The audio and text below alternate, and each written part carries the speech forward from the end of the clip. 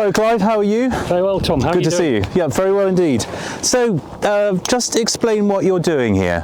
Well, this is part of the ground truthing and evidence that we need for the Slimers project.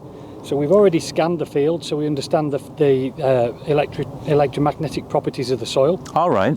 And then what we're doing is we're taking a representative soil sample from each one of the 100 points that we've got in this hectare that Harper Adams will then do the soil analytics on. I see. So why do we need to actually do a soil sample as well then? Well, the idea is we want to understand the factors, not just the soil electric conductivity and digital factors that we measured. We want to understand the physical factors and the chemical factors and any of the biological stuff that we can read within the soil. Right. To allow us to ground truth each of the sites so that we can try and understand why slugs favour one area and not another one.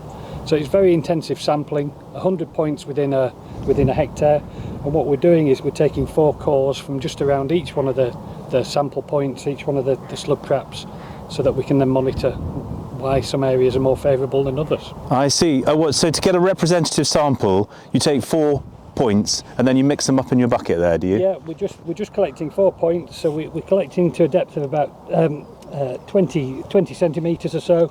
We're getting a representative amount of soil, we're mixing them together in the bucket so we don't have one outlier, and that's giving us about 130 to 150 grams of soil, right, which we will send to the lab for analysis. I see. So you're taking 100 samples over a hectare grid here. That's it. Is that right? Cores.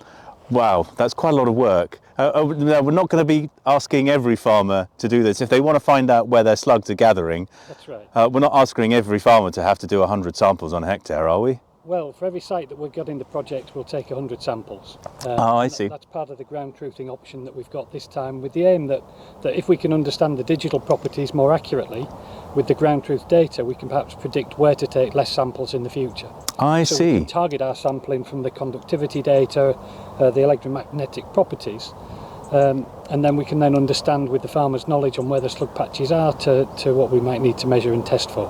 As I understand it, Clive, you're putting in all the hard work now so that farmers in the future won't have to do that. It'll all be digitised for them. Absolutely, that's the idea. Fantastic. Well, that's great. Well, thank you very much, Clive. Great to see you, and I'll let you get on.